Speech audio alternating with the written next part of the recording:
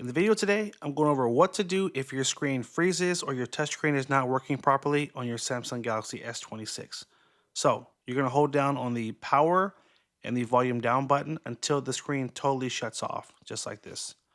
Power, volume down, 1, 2, 3, hold.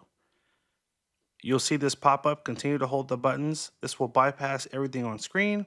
And after about 10 seconds, you'll see the screen go black, and basically the phone has just powered off. This is triggering what's called a soft reset.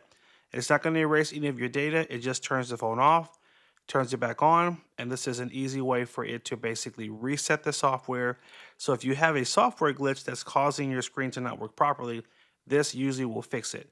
Now, usually you'll see the logo pop back up, the phone will turn right back on, but it doesn't always happen. So if it doesn't, wait about 10 or 20 seconds. If you still don't see that logo, simply hold down your power button and this will turn the phone back on.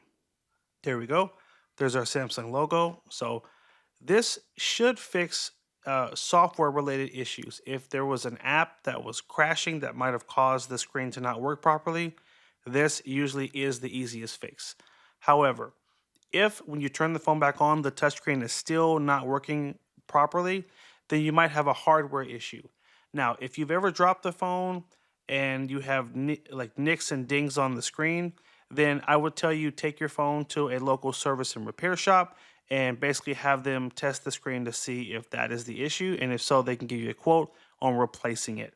But usually if it's software related, this little fix is what will shut the phone off, turn it back on, and you'll be good to go. All right.